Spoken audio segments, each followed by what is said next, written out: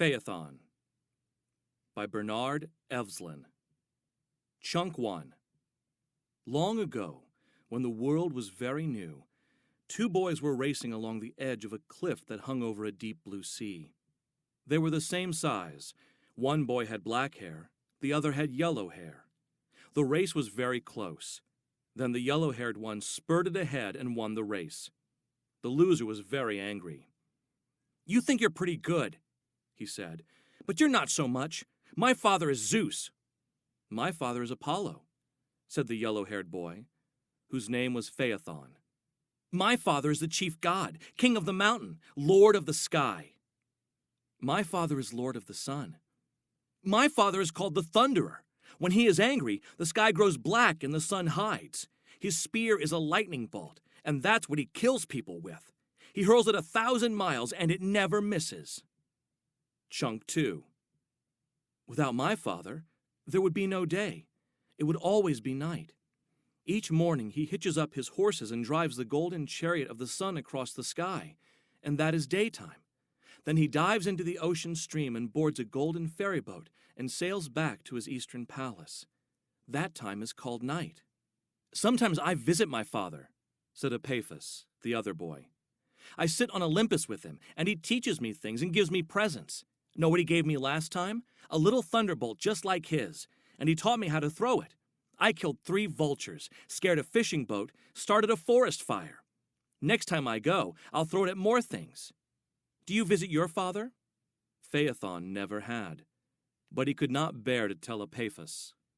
"Certainly," he said, "very often. I go to the eastern palace, and he teaches me things too." "What kind of things? Has he taught you to drive the horses of the sun?" "Oh, yes. He taught me to handle their reins and how to make them go and how to make them stop. And they're huge horses, tall as this mountain. They breathe fire." "I think you're making it all up," said Epaphus. "I can tell. I don't even believe there is a sun chariot. There's the sun. Look at it. It's not a chariot." "Oh, what you see is just one of the wheels," said Phaethon. "There's another wheel on the other side. The body of the chariot is slung between them. That is where the driver stands and whips his horses. You cannot see it because your eyes are too small and the glare is too bright." "Well," said Epaphus, "maybe it is a chariot, but I still don't believe your father let you drive it. In fact, I don't believe you've been to the palace of the sun.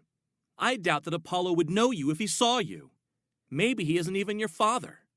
People like to say they're descended from the gods, of course, but how many of us are there, really?" "I'll prove it to you," cried Phaethon, stamping his foot. "I'll go to the palace of the sun right now and hold my father to his promise. I'll show you." "What promise?" "He said I was getting to be so good a charioteer that next time he would let me drive the sun chariot alone, all by myself, from dawn to night, right across the sky. And this time is next time." "Proof. Words are cheap," said Epaphus. "How will I know it's you driving the sun? I won't be able to see you from down here." "You'll know me," said Phaethon. "When I pass the village, I will come down close and drive in circles around your roof. You'll see me all right. Farewell." "Are you starting now?" "Now, at once. Just watch the sky tomorrow, son of Zeus." Chunk 3. And he went off. He was so stung by the words of his friend and the boasting and lying he had been forced to do that he traveled night and day, not stopping for food or rest, guiding himself by the morning star and the evening star, heading always east.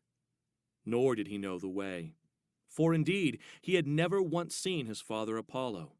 He knew him only through his mother's stories, but he did know that the palace must lie in the east, because that is where he saw the sun start each morning.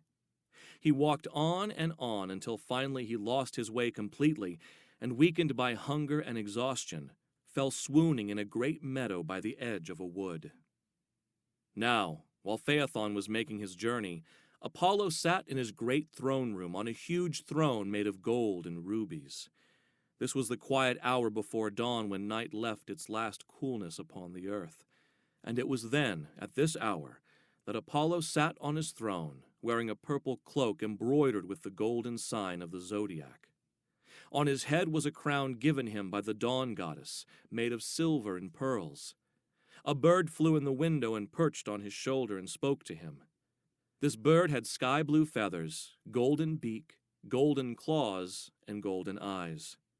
It was one of Apollo's sunhawks. It was this bird's job to fly here and there gathering gossip. Sometimes she was called the spy bird. Now she said, "Apollo, I have seen your son." "Which son?" "Phaethon. He's coming to see you, but he has lost his way and lies exhausted at the edge of the wood. The wolves will surely eat him. Do you care?" "I will have to see him before I know whether I care. You had better get back to him before the wolves do. Bring him here in comfort. Round up some of your companions and bring him here as befits the son of a god." The sunhawk seized the softly glowing rug at the foot of the throne and flew away with it. She summoned 3 of her companions, and they each took a corner of the rug. They flew over a desert and a mountain and a wood and came to the field where Phaethon lay. They flew down among the howling of wolves, among burning eyes set in a circle about the unconscious boy. They pushed him onto the rug, and each took a corner in her beak and flew away. Phaethon felt himself being lifted into the air. The cold wind of his going revived him, and he sat up. People below saw a boy sitting with folded arms on a carpet rushing through the cold, bright moonlight far above their heads. It was too dark, though, to see the birds, and that is why we hear tales of flying carpets even to this day. Phaethon was not particularly surprised to find himself in the air. The last thing he remembered was lying down on the grass. Now he knew he was dreaming. A good dream, floating and flying, his favorite kind. And when he saw the great cloud castle on top of the mountain, all made of snow, rise in the early light, he was more sure than ever that he was dreaming. He saw sentries in flashing golden armor, carrying golden spears. In the courtyard he saw enormous woolly dogs with fleece like cloud drift guarding the gate. These were Apollo's great sunhounds. Over the wall flew the carpet, over the courtyard, through the tall portals. And it wasn't until the sunhawks gently let down the carpet in front of the throne that he began to think that this dream might be very real. He raised his eyes shyly and saw a tall figure sitting on the throne. Taller than any man, and appallingly beautiful to the boy, with his golden hair and stormy blue eyes and strong laughing face. Phaethon fell on his knees. Chunk 4. "Father!" he cried. "I am Phaethon, your son." "Rise, Phaethon. Let me look at you." He stood up, his legs trembling. "Yes, you may well be my son. I seem to see a resemblance. Which one did you say?" "Phaethon." "Oh, Clymene's boy. I remember your mother well. How is she?" "In health, sire." "And did I not leave some daughters with her as well? Yellow-haired girls, quite pretty." "My sisters, sire, the Heliads." "Yes, of course. Must get over that way and visit them all one of these seasons. And you, lad, what brings you to me? Do you not know that it is courteous to await an invitation before visiting a god, even if he is in the family?" "I know, father, but I had no choice. I was taunted by a son of Zeus, Epaphus, and I would have flung him over the cliff and myself after him if I had not resolved to make my lies come true." Chunk 5. "Well, you're my son, all right. Proud, rash, accepting no affront, refusing no adventure. I know the breed. Speak up, then. What is it you wish? I will do anything in my power to help you." "Anything, father?" "Anything I can. I swear by the river Styx, an oath sacred to the gods." "I wish to drive the sun across the sky, all by myself, from dawn till night." Apollo's roar of anger shattered every crystal goblet in the great castle. "Impossible!" he cried. "No one drives those horses but me. They are tall as mountains. Their breath is fire. They are stronger than the tides, stronger than the wind. It is all that I can do to hold them in check. How can your puny grip restrain them? They will race away with the chariot, scorching the poor earth to a cinder." "You promised, father." Yes, I promised, foolish lad, and that promise is the death warrant. A poor charred cinder floating in space. Well, that is what the oracle predicted for the earth. But I did not know it would be so soon. So soon. Chunk 6. It is almost dawn, Father. Should we not saddle the horses? Will you not withdraw your request? Allow me to preserve my honor without destroying the earth. Ask me anything else and I will grant it. Do not ask me this. I have asked, sire, and you have promised. And the hour for dawn comes and the horses are unharnessed. The sun will rise late today, confusing the wise. They will be more than confused when this day is done, said Apollo. Come. Apollo took Phaethon to the stable of the sun, and there the boy saw the giant fire-white horses being harnessed to the golden chariot. Huge they were, fire-white with golden manes and golden hooves and hot yellow eyes. When they neighed, the trumpet call of it rolled across the sky, and their breath was flame. They were being harnessed by a Titan, a cousin of the gods, tall as the tree, dressed in asbestos armor with a helmet of tinted crystal against the glare. The sun chariot was an open shell of gold. Each wheel was the flat, round disk of the sun as it is seen in the sky, and Phaethon looked very tiny as he stood in the chariot. The reins were thick as bridge cables, much too large for him to hold, so Apollo tied them around his waist. Then Apollo stood at the head of the team, gentling the horses, speaking softly to them, calling them by name. Pyrochus, Aias, Athon, Phlegon. Good lads, good horses, go easy today, my swift ones. Go at a slow trot and do not leave the path. You have a new driver today. The great horses dropped their heads to his shoulder and whinnied softly, for they loved him. Phaethon saw the flame of their breath play about his head, saw Apollo's face shining out of the flame, but he was not harmed, for he was a god and could not be hurt by physical things. Chunk 7. He came to Phaethon and said, Listen to me, son. You are about to start a terrible journey. Now, by the obedience you owe me as a son, by the faith you owe a god, by my oath that cannot be broken, and your pride that will not bend, I put this rule upon you. Keep the middle way. Too high and the earth will freeze, too low and it will burn. Keep the middle way. Give the horses their heads. They know the path, the blue middle course of day. Drive them not too high nor too low, but above all, do not stop, or you will fire the air about you where you stand, charring the earth and blistering the sky. Do you heed me? I do! Cried Phaethon. Stand away, sire! The dawn grows old and day must begin. Go, horses, go! And Apollo stood, watching as the horses of the sun went into a swinging trot, pulling behind them the golden chariot, climbing the first eastern steep of the sky. At first things went well. The great steeds trotted easily along their path across the high blue meadow of the sky. And Phaethon thought to himself, I can't understand why my father was making such a fuss. This is easy, for me anyway. Perhaps I'm a natural-born coachman, though. He looked over the edge of the chariot. He saw tiny houses down below in specks of trees, and the dark blue puddle of the sea. The coach was trundling across the sky. The great sun wheels were turning, casting light, warming and brightening the earth, chasing all the shadows of night. Just imagine, Phaethon thought, how many people now are looking up at the sky, praising the sun, hoping the weather stays fair. How many people are watching me? Then he thought, but I am too small to see.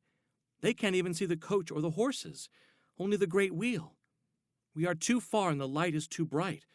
For all they know, it is Apollo making his usual run. How can they know it's me? How will my mother know, and my sisters?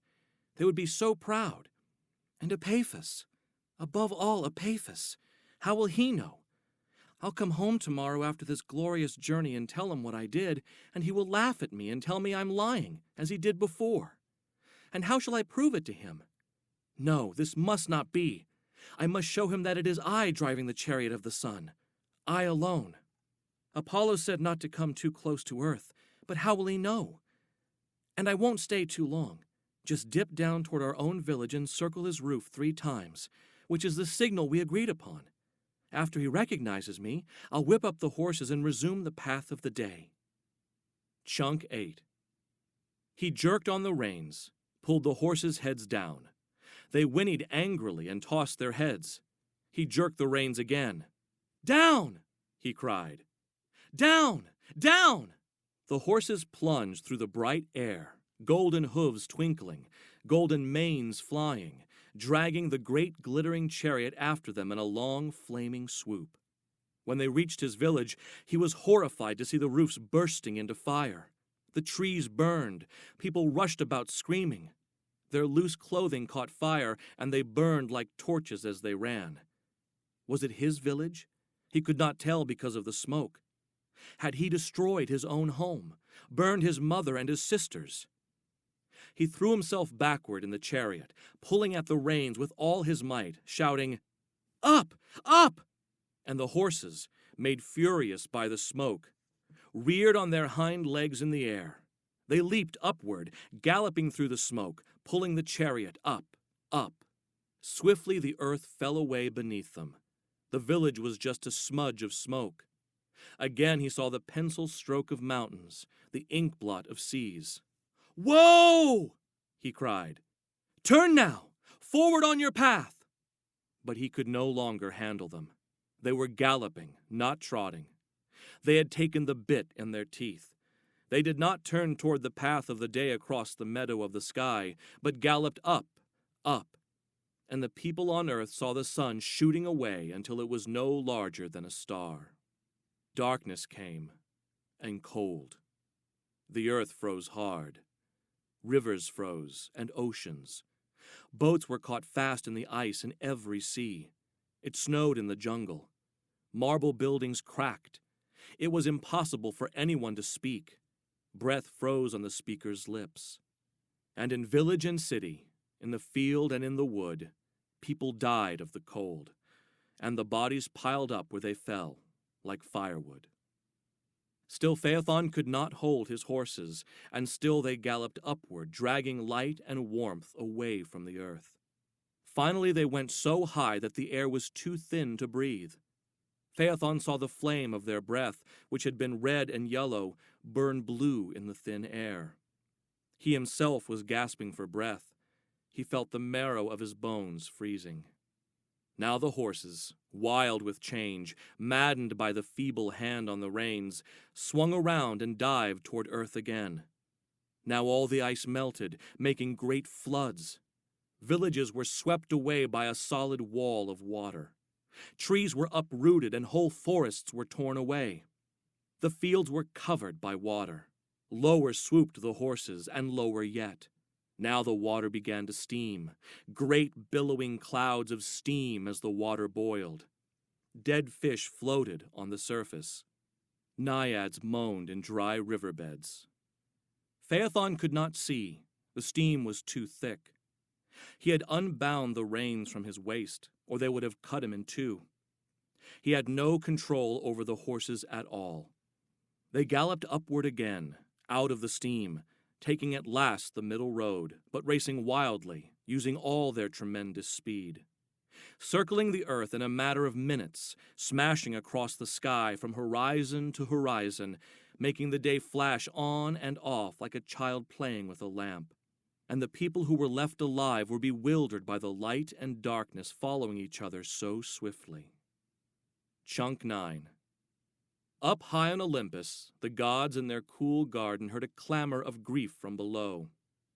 Zeus looked upon earth. He saw the runaway horses of the sun and the hurtling chariot. He saw the dead and the dying, the burning forests, the floods, the weird frost. Then he looked again at the chariot and saw that it was not Apollo driving, but someone he did not know. He stood up, drew back his arm, and hurled a thunderbolt. It stabbed through the air, striking Phaethon, killing him instantly, knocking him out of the chariot. His body, flaming, fell like a star. And the horses of the sun, knowing themselves driverless, galloped homeward toward their stables at the eastern edge of the sky. Phaethon's yellow-haired sisters grieved for the beautiful boy. They could not stop weeping. They stood on the bank of the river where he had fallen until Apollo, unable to comfort them, changed them into poplar trees. Here they still stand on the shore of the river, weeping tears of amber sap. And since that day, no one has been allowed to drive the chariot of the sun except the sun god himself. But there are still traces of Phaethon's ride. The ends of the earth are still covered with ice caps. Mountains still rumble, trying to spit out the fires started in their bellies by the diving sun.